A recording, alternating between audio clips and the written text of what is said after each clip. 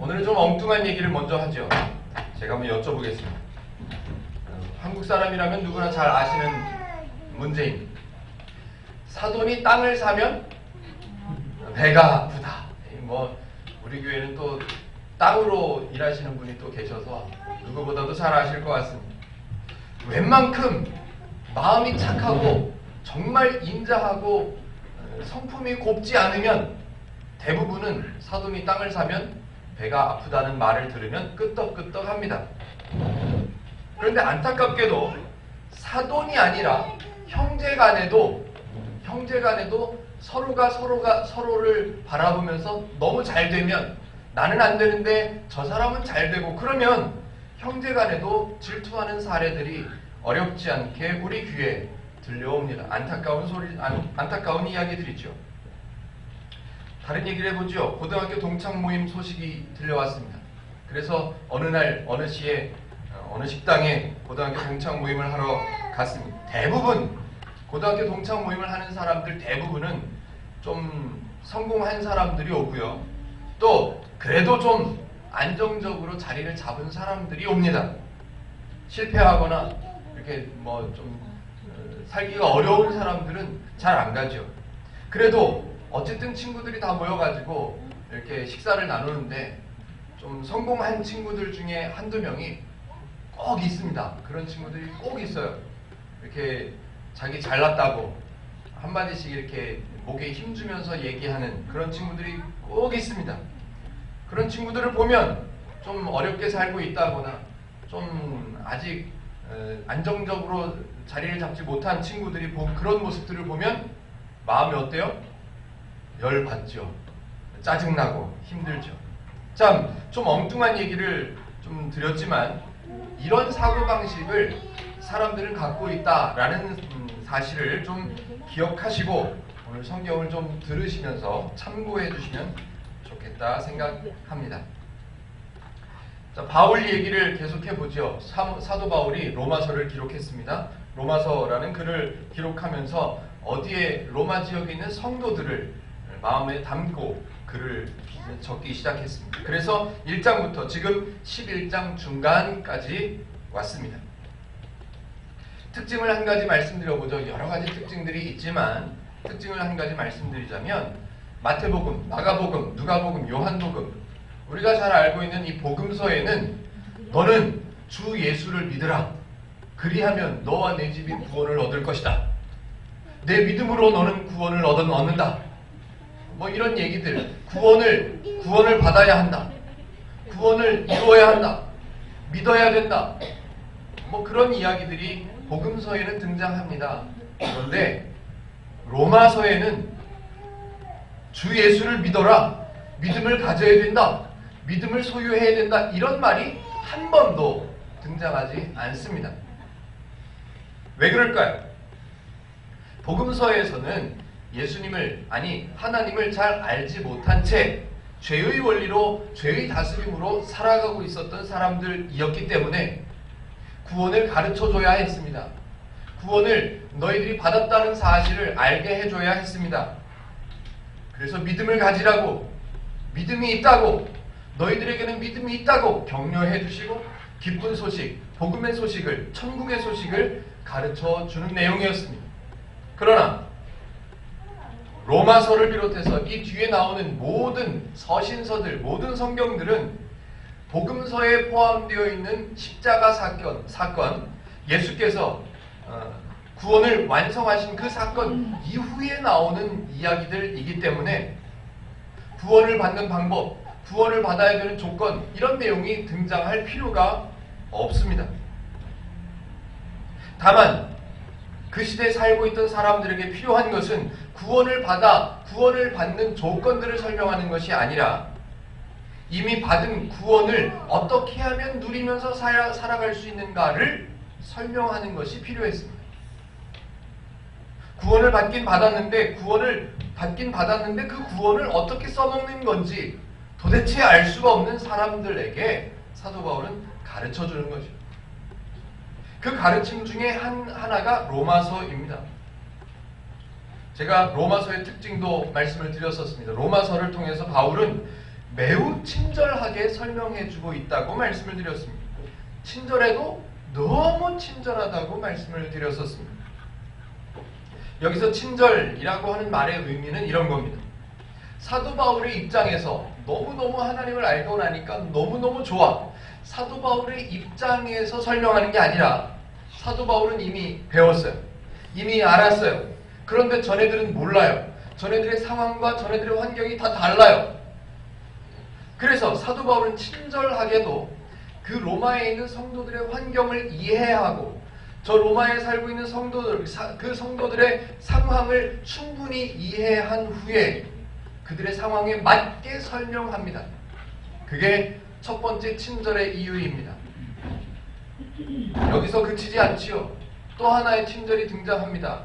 이 친절은 어떤 의미를 갖고 있냐면 한 번 설명해서 못 알아들으면 끝! 이게 아니라 한 번 설명하고 두 번 설명했는데도 못 알아들으면 야, 두 번이나 설명했는데 못 알아듣냐? 너는 관두자!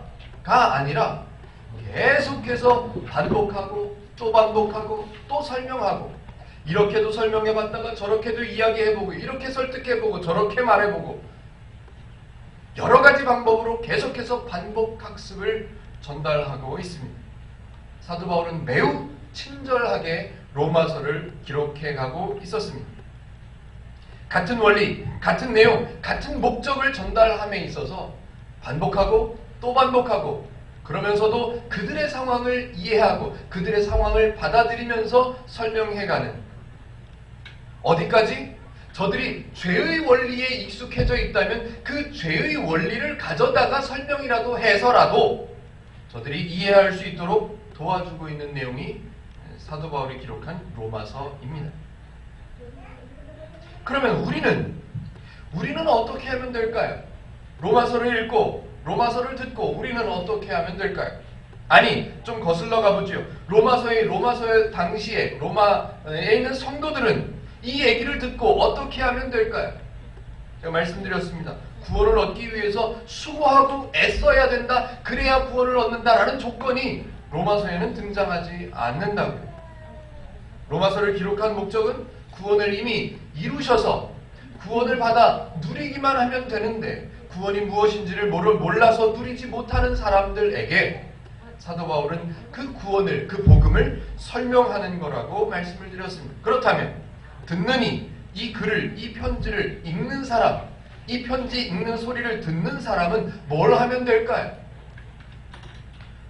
편하게 읽고 쉽게 이해하고 마음껏 그 구원을, 그 복음을 누리면 되는 거지요. 그래서 이 복음을, 이 하나님의 은혜를 누릴 수 있도록 설명하는 과정에 오늘 본문이 등장하는 건데요.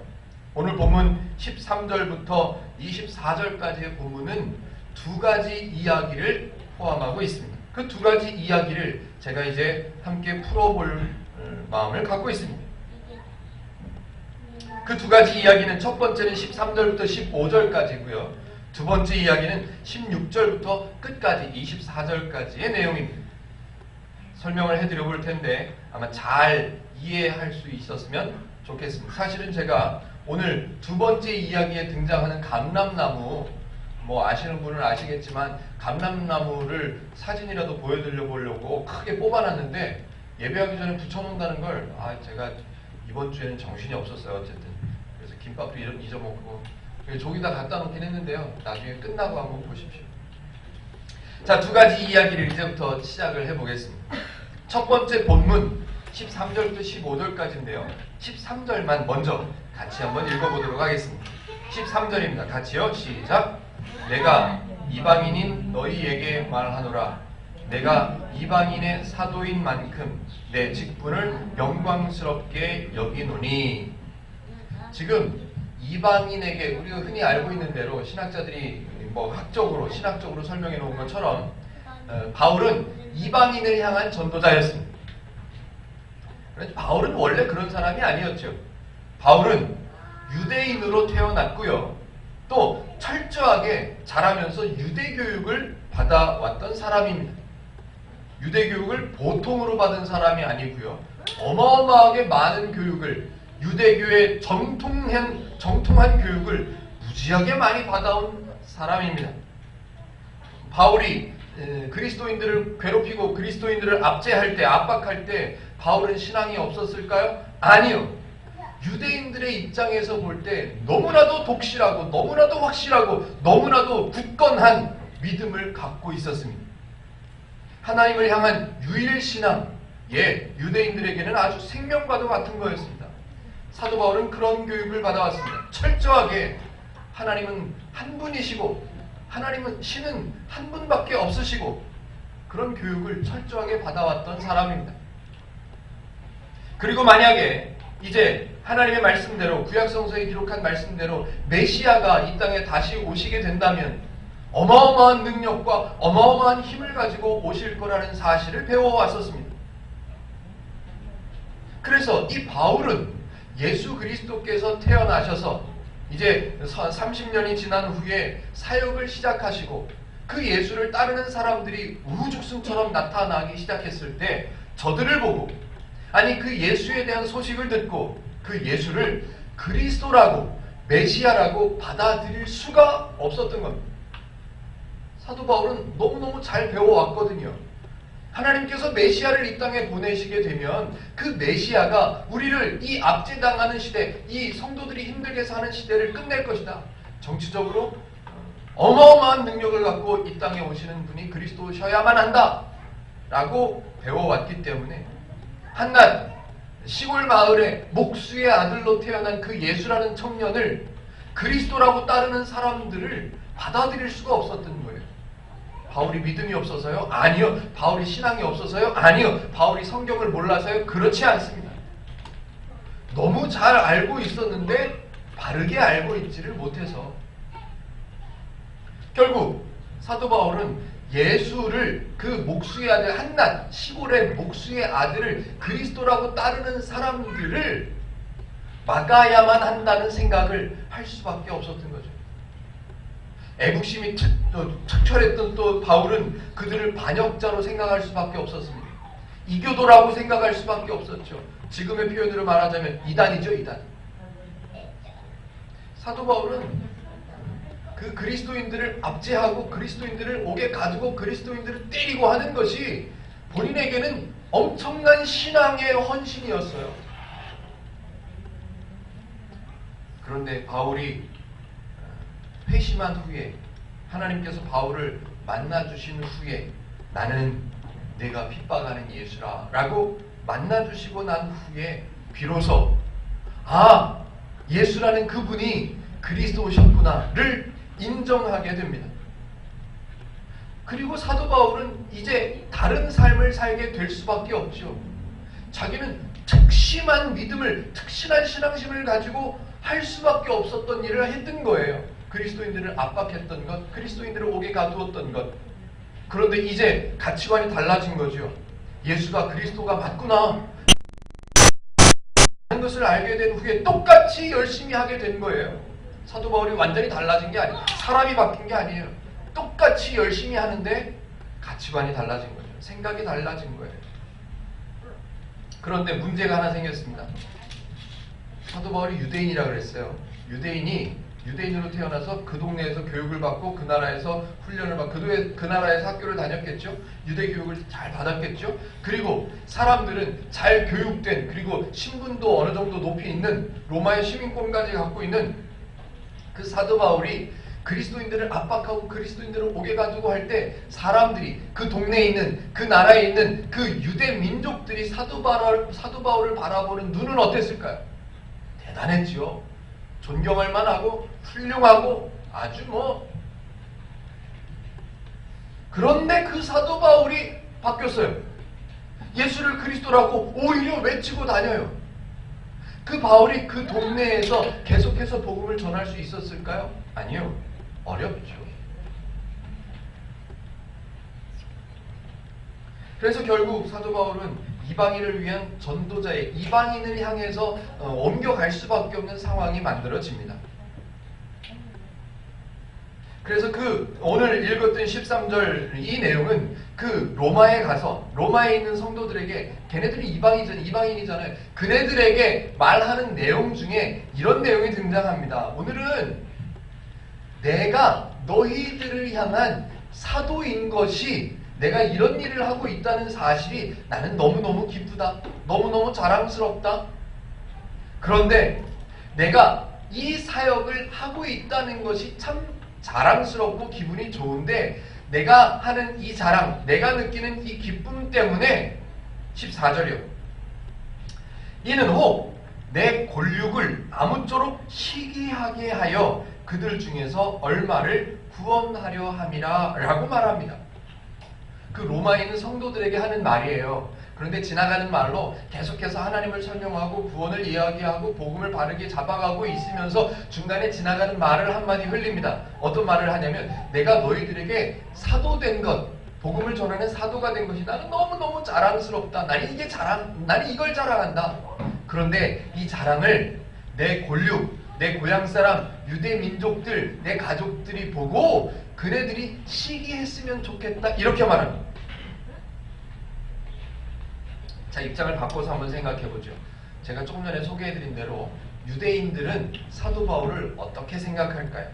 바뀐 사도 바울, 복음을 전하고 얼마 전까지는 우리하고 똑같은 생각을 갖고 있으면서 그리스도인들을 막 압박하고 압제하고 핍박하고 옥에 가도 그랬던 바울이 어느 날 갑자기 잠시 잠적했다가 기도하는 기간이 있었죠. 잠시 잠적했다가 딱 나타나더니 사람이 완전히 180도가 달라져서 나타났어요. 그리스도인들을 핍박해야 되는데 그리스도인이 되라 그래요. 너희들도 그리스도인이 되라 막 그래요. 유대 민족들, 유대 사람들이 그 바울을 봤을 때 어떤 눈으로 바라보게 되었을까요? 잘 한번 상상해 보세요. 완전히 사람이 달라졌어요. 얼마 전까지는 우리하고 같은 생각을 갖고 있었는데 이제 완전히 생각이 달라졌어요. 제가 문제를 내보죠. 1번, 2번, 3번을 말씀드릴 텐데 정답은 두 개가 있습니다. 첫 번째, 화가 난다. 유대 사람들이 볼 때 바울을 봤을 때 완전히 달라진 바울을 봤을 때 화가 난다. 두 번째, 실망한다. 세 번째, 오늘 사도 바울이 얘기한 대로 시기한다. 이 세 가지를 예를 들어보죠. 그리스도인들을 반역자로 이렇게 옥에 가두고 막 그랬던 때 사람들은 어떻게 생각하냐면, 야, 우리 모두는, 유대인들은 저 그리스도인들을 압제해야 돼, 압박해야 되고 핍박해야 되는데 갑자기 바울이 달라졌어요. 배신이죠. 배신자가 된 거예요. 그러면 당연히 바울을 바라볼 때 화가 날 수밖에 없는 거예요. 유대인들의 입장에서는. 두 번째, 유대인들의 입장에서 볼 때 바울은 우리가 해야 될 일을, 그리스도인들을 핍박하는 일, 그 일, 우리가 모두 같이 해야 되는 일을 그냥 평민의 수준이 아니라 지도자급에서 나타나가지고 그 일을 감당해주고 있어요. 야, 저 사도 바울이 아마 앞으로는 이 땅에 있는 모든 그리스도인들을 다 몰아낼 거야 라는 기대를 하고 있었습니다. 그런데 바울이 갑자기 사람이 달라져서 그리스도인을 칭찬하고 그리스도인이 되라 그럽니다. 실망스럽겠죠. 엄청나게 기대했는데 사람이 달라져 버려서 실망하게 되었겠죠. 1번과 2번, 화가 난다와 실망한다는 맞는 것 같습니다. 그런데 사도 바울은 나의 친척, 나의 골육들이 나를 시기했으면 좋겠다 그렇게 말하는 거예요. 시기한다는 말은 부러워한다는 말이고요. 시기한다는 말은 질투한다는 말이에요. 자, 한번 따져보죠. 유대인들이 정반대 가치관을 갖게 돼서 정반대 입장을 취하게 된 사도 바울을 볼 때 시기하게 되고 부럽게 되고 질투하게 될 만한 조건은 뭐가 있을까요? 시기하게 되고 부러워하고 질투하게 되려면 그 조건은 딱 하나입니다. 사도 바울이 우리랑 같은 뜻을 가지고 있을 때보다, 그리스도인들을 핍박할 때보다 180도 달라진 지금 사도 바울이 훨씬 더 잘 돼야 됩니다. 훨씬 더 성공해야 되고요. 훨씬 더 행복해야 되고 훨씬 더 기뻐야 되고 훨씬 더 가벼워져 있어야만 유대인들이 볼 때 부러워할 수 있게 됩니다. 사도 바울은 아주 당연하게 얘기하는 거예요. 왜냐하면 자기 스스로가 볼 때도 알게 됐거든요. 뭐를? 유대인들과 그 유대 민족들과 내 권력들과 함께 같은 뜻을 가지고 있었을 때보다, 그리스도인들을 핍박할 때보다 지금 훨씬 더 행복하고 비교할 수 없을 만큼 기쁘고 훨씬 더 가볍고 훨씬 더 행복하게 살고 있다는 것을 사도 바울은 누구보다도 잘 알기 때문에 그네들이 시기할 수 있다는 사실을, 나를 보면, 나를 알면 시기할 수밖에 없다는 것을 잘 알고 있습니다. 제발 사돈이 땅을 사면 배가 아픈 그 시대에 그 사람들의 사고방식 가운데에서 제발 바울이 이렇게 기름지고 이렇게 훌륭하고 이렇게 비옥한 땅을 소유하게 되었다는 사실을 그네들이 알아서 그네들이 사도 바울을 질투했으면 좋겠다라고 말하는 거예요. 어렸을 때 하나님을 모르고 고등학교 시절에 아무것도 모르고 목에 힘주고 그때는 잘 몰랐지만 이제는 성공하고 이제는 풍성해져서 그때 동창들이었던 사람들이 나를 봤을 때 부러워하고 질투하고 시기하는 마음이 생겼으면 좋겠다. 그렇게 말하는 거예요. 그래서 사도 바울은 너무너무 행복한데 전애들은 아직 몰라요. 내 권력들은 몰라요. 이방인들에게 비록 복음을 전하고는 있지만 마음속 한가운데 한켠에 뭐가 있냐면 내 권력들도 내가 이렇게 행복하게 되었다는 사실을 보고 그네들도 구원을 좀 알았으면 좋겠다. 복음을 좀 배웠으면 좋겠다 하는 내용이 14절과 15절에 기록되어 있는 거죠. 15절을 제가 한번 읽어보죠. 그들을 버리는 것이 세상의 화목이 되거든 그 받아들이는 것이 죽은 자 가운데서 살아난 것이 아니면 무엇이리요? 이 말을 좀 풀어보죠. 그들을 버리고 그들을 등지고 사도 바울이 나왔잖아요.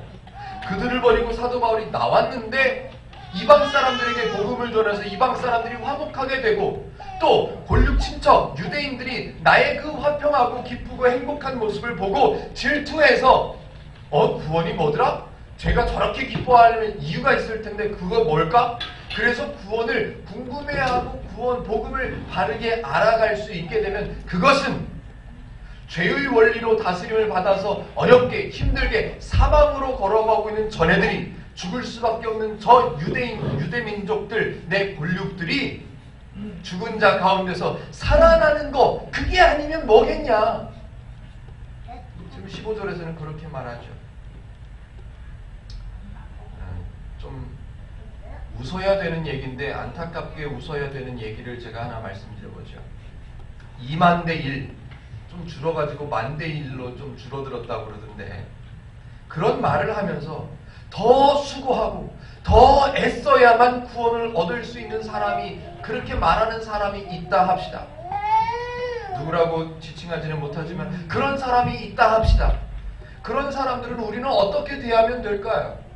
그런 사람들을 우리는 어떻게 대해주면 될까요? 유대인들이 사도 바울의 달라진 모습을 보고 손가락질하고 화를 내고 이렇게 욕하고 야 너는 배신자야 화를 내고 야 너는 너한테 실망했다 막 이렇게 말할 때 사도 바울은 그네들에게 대들거나 그네들을 욕하거나 그네들을 야단치지 않고 돌아섭니다. 피해주지요. 그리고 나서 보여줍니다. 보기를 원해요. 뭐를? 내가 이렇게 행복하고 이렇게 기쁘고 내가 성경을 배우고 하나님의 복음을 깨닫고 나니까 하나님을 알고 나니까 이렇게 기뻐 라는 모습을 좀 보고 쟤도 좀 질투했으면 좋겠다. 나는 열심히 해야 된다고 생각하고 나는 수고해야 된다고 생각하고 나는 희생해야 된다고 그래야 구원을 얻는다고 생각하고 살아가고 있는데 쟤는 전혀 수고하지도 않고 전혀 희생하지도 않고 전혀 애쓰지도 않으면서 하나님을 누리고 살아가는 모습이 저렇구나. 참 부럽다. 나도 좀 이제 바르게 알아가 볼까? 우리는 복음을 오해하고 하나님을 잘 몰라서 힘들고 어렵게 신앙생활하는 그런 사람들 대해서 싸우고 대들고 그들을 어떻게 못 잡아먹어서 안 될 그게 아니고요. 우리가 먼저 하나님을 바르게 배우고 왜곡되었던 복음을 이제 바르게 깨달아서 하나님을 누리고 하나님의 은혜를 누릴 줄 아는 사람이 되어서 우리에게 허락하신 그 사역의 현장, 사회, 직장에서, 가정에서, 사업장에서 그렇게 하나님의 은혜를 누릴 줄 아는 사람으로 살아갈 수 있다면, 그네들이 보고 우리를 시기할 수 있도록만 우리가 살아낼 수 있다면 우리는 우리의 할 일을 다 하는 거죠. 자, 첫 번째 이야기가 13절부터 15절까지라고 했습니다. 좀 로마서의 흐름 속에서는 좀 지나가는 말로 내 골육들이 생각난다, 내 골육들도 좀 아쉽다, 안타깝다, 이런 마음으로 13절부터 15절까지의 내용을 기록을 했습니다. 이제 두 번째 이야기를 이제 한번 나눠보죠. 16절 같이 한번 읽어보겠습니다. 제가 오늘 그 성경 두 번째 스토리를 좀 이해하는 데 도움이 되도록 좀 드려보려고 그림까지 뽑아놨는데 나중에 보십시오. 16절 같이 한번 읽어보죠. 시작. 제사하는 처음 익은 곡식가루가 거룩한즉 떡덩이도 그러하고 뿌리가 거룩한즉 가지도 그러하니라. 자, 앞부분에 나오는 얘기가 있고 두 번째 나오는 한 절 안에 두 가지 스토리가 담겨져 있습니다. 그런데 앞에 있는 스토리는 그냥 16절에 잠깐 얘기하고 접어놓고요. 그 원리를, 첫 번째 이야기한 원리를 설명하기 위해서 두 번째 이야기를 풀어갑니다. 그런데 첫 번째, 제사하는 처음 익은 곡식가루, 이 얘기를 해야만 하는 이유는 그 로마에 있는 성도들이 예배할 때, 제사할 때 하나님께 드리는 제물이 있었던 그 사실을 알고 있었기 때문에 그네들의 상황, 그네들의 습관, 그네들의 예배하는 형태를 이해하고 설명하는 방법이기 때문에 이야기를 했어야만 합니다. 설명해보죠. 흔히 말하는 첫 열매예요. 아시죠? 성경에는 첫 열매를 굉장히 중요하게 이야기를 합니다. 첫 열매, 성경의 구약 성경에 등장하는 많은 첫 열매라는 단어는 많은 의미들을 담고 있는데요. 그 여러 가지 의미들을 다 설명할 수는 없고 중요한 원리 하나를 제가 설명을 드려보죠. 하나님이 이스라엘 사람들에게 제사하라고 말씀하실 때, 제물을 가져오라고 말씀하실 때 대부분 첫 번째 제물, 첫 번째 소득, 첫 번째 소출, 첫 번째 새끼양, 첫 번째 염소, 뭐 이런 이야기들을 하십니다. 왜 그러셨을까요? 하나님은 특별히 선호하는 취향이 있으시기 때문에 첫 번째를 요구하셨을까요? 이스라엘 백성들은 잊어버리고 하나님을 떠나는 것을 좋아하지요. 그래서 하나님을 잘 기억할 수 있도록 하나님은 여러 가지 수단과 방법들을 제시를 하셨습니다. 그 중에 하나가 첫 열매예요. 첫 열매를 하나님께 제사할 때 바칩니다. 그러면 이 사람들이 어떻게 생각하냐 하면, 제물을 가져와 가지고 하나님께 바치면 하나님이 나에게 있는 죄를 용서하셔서 나도 비록 죄를 짓고 나도 비록 더러운 모습이었지만, 그렇게 살아왔지만 제물을 드림으로 인해서 하나님께서 그 첫 번째 제물을 받으시고 나를 하나님의 성품대로 거룩한 성도로 용서해 주셨다 라는 생각을 갖게 하시기 위해서 첫 열매를 드려라 라고 말씀을 하신 거예요. 그래서 이 사람들은 어떻게 생각했냐 하면, 처음 익은 곡식을 딱 드렸다, 그래서 내가 용서함을 받았다, 제사함을 받았다 라고 생각하면 이 사람들은 처음 곡식을 하나님께 드려서 거룩하게 되었다. 그러면 나머지 모든 곡식, 나 스스로를 포함해서 나머지 모든 곡식들은 거룩하다, 이렇게 생각하는 거예요.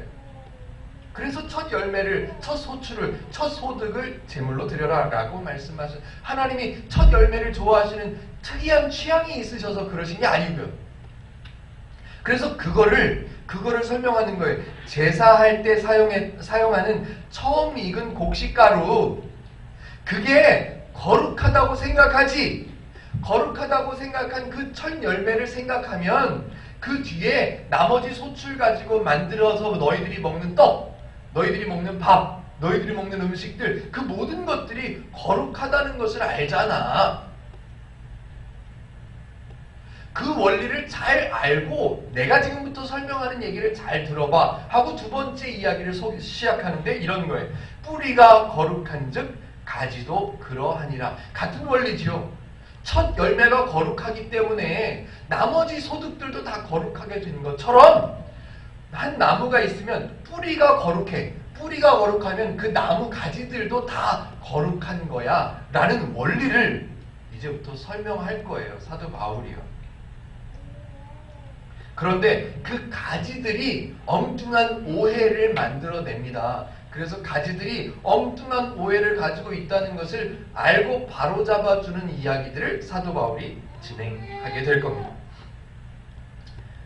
어렵게 끌고 왔네요. 자, 이제부터 제가 14절부터 마지막 절까지, 아니 16절부터 마지막 절까지의 내용을 제가 이야기로 한번 풀어보고 성경 본문을 한번 같이 읽어보도록 하겠습니다. 자, 올리브 나무가 있습니다. 올리브 아시죠? 이게 제가 이스라엘을 가봤지 않겠습니까? 이게 갔다 왔다는 사실이요, 목에 힘이 들어가게 하네요. 저도 만약에 안 가봤었으면 이 말을 자신 있게 할 수가 없었을 것 같아요. 이스라엘 가보니까요, 올리브 나무가 무지하게 많아요. 올리브 농사를 많이 짓습니다. 척박한 땅에서 잘 자랄 수 있는 나무 중에 하나가 올리브 나무래요. 올리브 나무의 열매를 어떻게 하면, 어떤 농장에서 어떤 농부는 올리브의 열매를 아주 탱실하게 또 맛있게 잘 맺게 하는 기술이 있고, 또 어떤 사람은 좀 부족하고 그래요. 그 방법 중에 하나가 접붙이는 거예요. 올리브 나무가 자라게 되면 올리브 나무가 좀 시들어? 좀 열매가 부족할 것 같아. 그런 나무에게 좋은 가지를 갖다가 접붙여주는 거예요. 아니면 건강한 나무에다가 여러 가지 가지를 접붙여주는 거예요. 그래서 좋은 열매를 만들어내는, 어떤 나무 가지를 가져와 접붙였을 때, 어떤 뿌리를, 어떤 건강한 나무에 다른 가지를 접붙였을 때 좀 더 좋은 열매가 나타나더라. 이거를 연구를 잘한 농부들은 좋은 올리브 열매를 소출을 얻게 되는 거죠. 제가 갑자기 왜 올리브 나무 얘기를 하느냐? 성경에 설명되고 있는 감람나무라는 이 나무가 성경학자들은 감람나무라고 우리나라 말로 번역을 했는데 이 나무를 올리브 나무라고 하는 거예요. 올리브유 참 좋지 않습니까? 제가 저희 집에 딱 하나 이스라엘 갔다가 선물을 하나 갖고 왔는데 올리브 기름을 갖고 왔어요. 이 가이드가 어떤 상점에 저희들을 데리고 갔는데 올리브 기름을 파는 상점이에요. 엄청나게 자랑하더라고요. 다른 집보다 우리 집의 올리브유는, 올리브 농법은 엄청나게 특별하다. 접붙임을 잘했다는 얘기죠. 그래서 거기에 있는 올리브유는 그냥 마시는, 약으로 그냥 마시는 그런 기름이라고 자랑을 하고 소개를 하는 모습들을 보고 왔습니다. 제가 이스라엘을 갔다 왔다고 지금 자랑하는 겁니다. 하여튼 올리브 나무 이야기를 합니다. 자, 이제 상황을 설명해 드려보죠. 올리브 나무가 한 그루 있습니다. 그리고 그 뿌리를 설명할 거고요. 그 올리브 나무에 있는 올리브 나무, 그 뿌리, 건강한 뿌리가 있는 올리브 나무에 붙어 있는 가지들을 이야기할 거예요. 올리브 나무가 있는데 뿌리를 이야기할 거고요. 가지를 이야기할 거예요. 그런데 그 가지에는 또 종류가 있습니다. 다른 나무에 있다가 나쁜 올리브 나무에 붙어 있던 가지가 거기서 꺾여져 가지고 이쪽 좋은 올리브 나무에 접붙여진 가지가 하나 있고요. 또 이 좋은 나무에, 좋은 올리브 나무에 붙어 있던 가지가 꺾여져 버린 나무가지가 있습니다. 자, 잘 기억하세요. 좋은 올리브 나무가 있고요. 뿌리를 얘기할 거고요. 원래부터 붙어 있던 가지인데 부러진 가지를 이야기할 거고요. 나쁜 그 올리브 나무에 붙어 있던 가지를 꺾어와서 좋은 올리브 나무에다 접붙인 가지가 있어요. 이해가 되시죠? 환경이 이렇습니다. 그리고 그 올리브 나무를 잘 기르고 접붙이는 기술을, 접붙이는 능력을 갖고 있는 농부가 있습니다. 이분이 하나님이세요. 자, 이런 상황에서 가지들이 이야기를 합니다. 먼저 저 접붙임을, 다른 나무가지, 나쁜 성경에서는 뭐라고 표현되어 있냐면요. 좋은 올리브 나무는 그냥 감람나무라고 표현되어 있고요. 좋은 감람나무라고 표현되어 있고, 나쁜 올리브 나무, 그거는 돌감람나무다, 이렇게 소개를 하고 있습니다. 번역을 그렇게 했습니다. 돌감람나무라고. 돌감람나무 나오나요? 24절에 있네요. 그죠? 네가 원 돌감람나무에서, 이렇게 돌감람나무라고 적혀 있습니다. 자, 설명을 해보죠. 잘 들어보세요.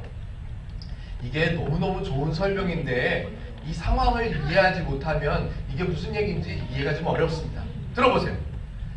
다른 나무, 다른 올리브 나무, 돌감람나무, 나쁜 올리브 나무에 붙어 있었던 가지가 부러짐을 당해서 좋은 감람나무, 좋은 올리브 나무에 와서 접붙임을 받았어요. 계획하지도 않았고 이 가지 입장에서 볼 때는 뜻하지도 않았고 생각지도 못했었는데 접붙임을 받아서 좋은 올리브 나무에 접붙여졌어요. 그러면 성경에서 지금 바울이 설명하는 것은 당연히 자연적으로 저절로 뿌리, 그 좋은 나무에서 영양분을 만들어내고 흡수해내는 뿌리를 통해서 그 진액을 그 가지가 받게 되어 있다고 설명하고 있는 거예요. 그런데 이 가지가 문제예요. 이 가지가요, 접붙임을 받아서 좋은 뿌리, 좋은 나무의 뿌리로부터 영양분을 받고 있는데 이 가지가 문제예요. 이 가지가 자기가 특별한 공로를 세웠기 때문에 접붙임을 받아서 좋은 영양분을 먹고 있다고 생각하는 거예요. 이 가지가 자기가 무슨 큰 헌신을, 이 뿌리를 위한, 이 좋은 올리브 나무를 위한 큰 헌신을 했기 때문에 자기가 지금 좋은 영양분을 받아 먹고 있다고 생각하는 거예요. 그렇기 때문에 이 가지는 자랑거리가 될 수밖에 없죠. 왜? 내가 무언가를 해서, 내가 무언가를 희생해서, 내가 무언가를 수고해서 나는 이렇게 좋은 영양분을 먹고 있다? 그러니까 자랑할 수 있죠.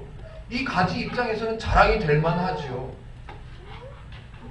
그래서 꺾여진 나무, 이 좋은 감람나무, 이 좋은 올리브 나무, 건강한 올리브 나무에 붙어 있다가 꺾여진 그 나뭇가지를 향해서 자랑합니다. 아이고, 야, 나처럼 잘해야지. 열심히 하고 희생하고 수고해야 이 좋은 열매, 좋은 영양분을 받아 먹을 수 있지. 너는 뭘 잘못했냐? 너는 게으르구나. 라고 자랑을 합니다.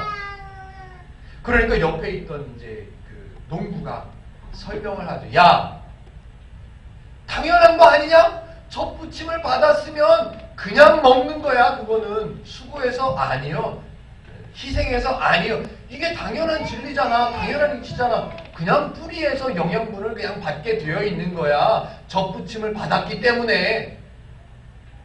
너는 자랑할 수가 없는 거야. 그걸 가지고. 좋아. 그렇다면 네 입장에서 한번 내가 다시 설명해보자. 네 입장에서 네가 무언가를 수고해서 접붙임을 받아내가지고 좋은 영양분을 먹고 있다 치자. 그래서 그리고 쟤네들은 믿음이 없어서 헌신하지 않아서 희생하지 않아서 꺾여졌다고 해보자. 그러면 너는 지금 좋아할 때가 아니야. 너 접붙임을 받은 너는 다른 데서 건너온 가지잖아. 너는 지금 기뻐할 때가 아니야. 내가 원래 이 좋은 올리브 나무에 붙어 있었던 원 가지도 부러뜨렸다면 너는 내가 안 부러뜨리겠냐? 너는 두려워야 맞지. 겁나야 맞지. 너 지금보다 더 열심히 해야 될걸? 지금보다 더 희생해야 될걸? 너는 두려워야 돼. 라고 일침을 건네주지요. 그리고 나서 이야기합니다. 야, 부러진 가지들을 보고 네가 자랑할 수 있는 게 아니야. 그냥 접붙임을 받았으면 그 뿌리에게서 좋은 진액을 받아 먹는 건 당연한 거야. 자연스러운 거고 아주 쉬운 거야. 그게 원래 맞는 거야. 그게 맞는 거고, 그게 당연한 거고, 그게 자연스러운 거고, 그게 가벼운 거고, 그게 좋은 거야. 그 얘기를 하는 거예요. 그 원리를 설명하고 있는 거예요. 원래부터 나쁜 돌감람나무에 붙어 있었던, 오늘 바울의 설명으로 하자면 믿음이 없었던 곳에 있었던 너를 이쪽으로 접붙여 와서 믿음이 있게 했잖아. 그래서 좋은 진액을 먹게 했잖아. 너는 자랑할 수 없어. 네 원리대로 자랑하는 원리대로 설명하자면 너는 지금 두려워야 돼. 겁을 주는 얘기가 아니라 원리를 설명하는 거라고요. 근데 그 구절을 읽고 나면 우리가 두려워해야 맞아요. 하나님은 두려우신 분이에요. 이렇게 설명하면 안 된단 말이에요. 이렇게 설명하면. 그리고 하나님, 농부를 설명하는 거예요. 부러졌던 가지도 접붙일 수 있는 능력이 있다 없다? 있다. 너도 접붙여 왔잖아. 능력이 있는 분이야. 그 얘기를 하는 거죠. 이 스토리가 17절부터 23절까지의 이야기입니다. 한번 읽어볼까요? 17절부터 23절까지를 조금 빠르게 제가 한번 읽어볼 테니까요. 속으로 지금 이야기들을 한번 떠올려 보십시오. 또한 가지 얼마가 꺾이었는데 돌감나무인 네가 그들 중에 접붙임이 되어 참감람나무 뿌리에 진액을 함께 받는 자가 되었은즉 그 가지들을 향하여 자랑하지 말라. 자랑할지라도 네가 뿌리를 보존하는 것이 아니요 뿌리가 너를 보존하는 것이라. 그러면 내 말이 가지들이 꺾인 것은 나로 접붙임을 받게 하려 함이라 하리니 옳도다. 그들은 믿지 아니함으로 꺾이고 너는 믿음으로 섰느니라. 높은 마음을 품지 말고 도리어 두려워하라. 하나님이 원가지들도 아끼지 아니하셨은즉 너도 아끼지 아니하시리라. 그러므로 하나님의 인자하심과 준엄하심을 보라. 넘어지는 자들에게는 준엄하심이 있으니 너희가 만일 하나님의 인자하심에 머물러 있으면 그 인자가 너희에게 있으리라. 그렇지 않으면 너도 찍히는 바 되리라. 그들도 믿지 아니하는데 머무르지 아니하면 접붙임을 받으니 이는 그들을 접붙이실 능력이 하나님께 있습니다. 중간에 하나 빠진 거를 설명해 보죠. 너 자랑하지 마.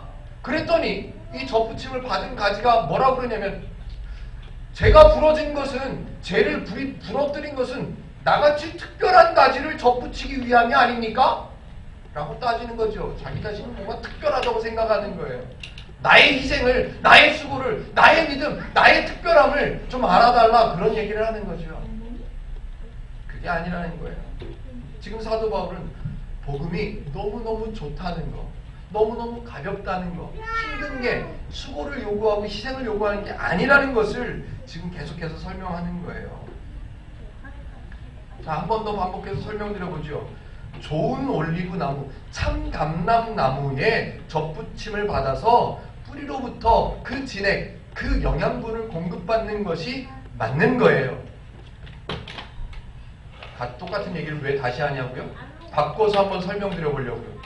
만약에 접붙임을 받기 위해서 좋은 진액, 좋은 영양분을 받기 위해서 이 가지가 뿌리를 위해서 무언가를 해야 된다고 생각한다면 얼마나 어렵겠습니까? 가지가 영양분을 흡수해서 뿌리에게 보내줘야 된다고 생각한다면 그건 어려운 거고요. 그건 불가능한 거고요. 그건 억지스러운 얘기고요. 그건 힘든 얘기고요. 그건 필요 없는 수고를 만들어낼 수밖에 없는 이야기 밖에 안 되는 거죠. 뿌리로부터 영양분을 그냥 받는 것, 이게 자연스러운 거고, 이게 맞는 거고, 이게 가벼운 거고, 이게 행복한 거고, 이게 정상적인 거예요. 가지가 뿌리를 위해서 수고해야 된다고 생각한다면 그건 어려운 거고, 그건 무거운 거고, 그건 힘든 거고, 그건 아픈 거고, 그건 맞는 얘기가 아닌 거예요. 자, 중간중간에 느끼셨습니까? 좀 두려워해야 된다는 이야기처럼 들릴 것 같은 문장들이 가끔 있었습니다. 야, 내가 원래 붙어있던 가지도 부러뜨렸는데 너라고 내가 가만두겠냐? 똑바로 해. 믿음이 있었는데 없어진 애들을 내가 꺾어냈다면 너는 없었던 애가 이리 왔는데 내가 네 믿음 검사 안 하겠냐? 너 조심해. 두려워해. 라고 이야기하는 내용들을 사람들이 잘못 오해하면 우리도 두려워해야 되는구나. 성경에 써있잖아. 하나님을 두려워해야 된다고 라고 말할 수 있을 거예요. 그 오해가 없도록 하기 위해서 24절을 기록한 거예요. 24절을 읽으면요. 앞에 나오는 하나님을 두려워해야 된다는 그 가르침은 두려워하라는 가르침이 아니라 편하고 자연스럽고 기쁘고 행복을 누리는 것이 맞는 거야 라는 설명을 하기 위한 복음이라는 것, 은혜라는 것을 알게 됩니다. 야단치는 게 아니라요, 풍성함으로 초대하고 있고 행복을 누리는 것을 설명하고 있다는 사실을 알게 되는 거예요. 몇 절을 읽으면? 24절을 읽으면요. 같이 한번 읽어보도록 하겠습니다. 24절은 무슨 얘기냐면, 나쁜 올리브나무, 돌감람나무에서 너를 데리고 왔잖아. 그러면 원래 붙어있던 꺾여진 그 가지가 다시 원래 붙어있던 나무로 접붙임을 받는다면 그게 얼마나 좋겠냐, 이 얘기예요. 24절 같이 한번 읽습니다. 시작. 내가 원 돌감람나무에서 찍힘을 받고 본성을 거슬러 좋은 감람나무에 접붙임을 받았으니 원가지인 이 사람들이야 얼마나 더 자기 감람나무에 접붙이심을 받으냐. 당연하다는 거예요. 당연하다는 거예요. 하나님의 원리가 아닌 죄의 원리로 살아오고 있었던 삶을 돌감람나무라고 말하는 거예요. 죄의 다스림을 받고 있었던 삶을 돌감람나무에 붙어 있을 때라고 말하는 거예요. 그런데 그 감람나무, 돌감람나무에 붙어 있던 네가 찍힘을 당했어요. 찍혀짐을 당해서 잠깐은 아팠겠죠. 잠깐은 힘들었겠죠. 어색하고 새로운 개념을 알아야 되니까 힘들었겠죠. 그런데 그 찍힘을 받고 나서 좋은 감람나무, 참감람나무에 접붙임을 받고 나니까 좋은 영양분을 얻게 되고 있다는 거죠. 하물며 하나님께서 하나님의 백성으로 이미 정해놓으신 그네들이 하나님을 잘 몰라서 힘들어하고 어려워하는 꺾여진 상태에 있다 칩시다. 그네들을 다시 데리고 오는 데 있어서 하나님이 머뭇거리실 이유가 뭐가 있냐고. 하나님이 고민하실 이유가 뭐가 있냐고. 하나님이 그네들에게 조건을 따지실 이유가 뭐가 있겠냐 말이에요. 더 수고해야 된다고 생각하고 2만 대 1, 만 대 1이기 때문에 더 희생해야 된다고 생각한다면 안타까운 거예요. 힘들어하지 않아도 되는데 힘들어하고 희생하지 않아도 되는데 필요 없는 희생을 만들어내려고 애를 쓰는 거예요. 행복누림교회가 하나님의 원리와는 상관없는 그런 왜곡된 복음들을 바로잡아보고 바르게 배워보고 그 복음을, 그 은혜를 누려보려고 애를 쓰고 있잖아요. 그런데 다르게 알고 있는 사람들에게 야 나는 맞는데 너는 틀리다 이렇게 손가락질하라는 말이 아니라고요. 그네들에게 우리의 바른 복음을 누리는 모습, 기뻐하고 행복하고 가벼운 모습들을 보고 너네들이 좀 부러워하고 너네들이 좀 시기해서 너네들도 원래 붙어있던 하나님의 나무에 다시 접붙임을 받아서 뿌리로부터 올라오는 영양분을 저절로 자연스럽게 힘들이지 않고 수고스럽지 않고 기쁘게 누릴 수 있는 그런 접붙임을 받는 가지가 되도록 되었으면 좋겠다. 이런 얘기로 우리는 이해해야 합니다. 사회에서 기독교를 바라보는 시선, 오해가 많지요. 하나님을 독실하게 믿는다는 사람들은 어떻게 선입견을 갖고 있냐면 하나님을 너무너무 잘 믿는 사람이 있다면 그 사람은 독선적인 사람일 거야. 이런 선입견을 갖게 했습니다. 교회가, 기독교가 이런 선입견을 갖게끔 만들어 놨어요. 하나님을 너무너무 잘 믿는 며느리가 들어오면 우리 집안에 문제가 생긴다. 이게 선입견으로 자리 잡혀 있어요. 그네들에게는. 왜? 우리가 잘못했어요. 우리가 더 수고하고 더 희생해야 된다고 배워왔어요. 그러니 하나님을 모르는 사람들이 그리스도인들을 바라볼 때 오해할 수밖에 없었지요. 쟤네들은 하나님밖에 몰라. 쟤네들은 쟤네들만 잘난 줄 알아. 라고 오해하고 손가락질하게 되어 있었습니다. 아니요. 손가락질하거나 그네들을 향해서 자랑할 필요가 없다고요. 왜? 접붙임을 받은 것뿐이 없거든요. 나도 계획이 없었어. 나도 노력한 게 없고 나도 수고한 게 없었어요. 근데 접붙임을 받아서 좋은 걸 먹고 있어. 그냥 행복하게 지내게 됐어요. 이 모습을 보게 해주라는 거예요.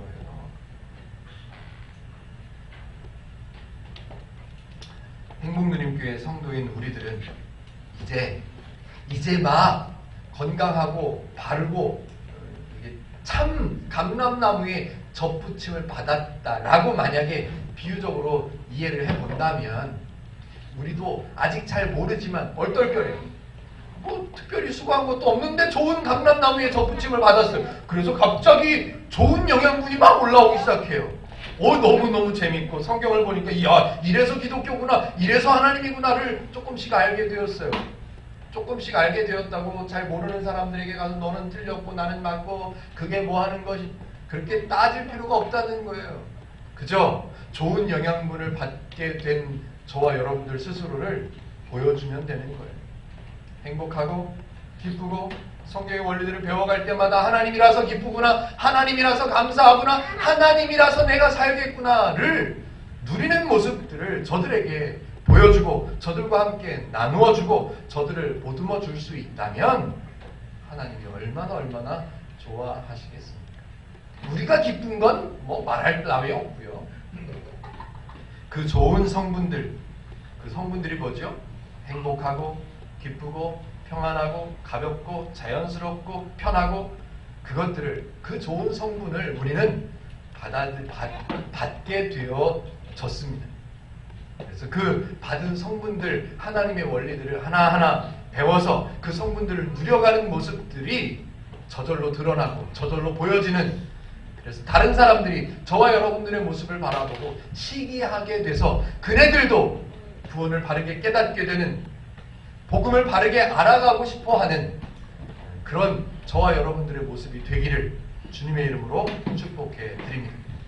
기도하겠습니다.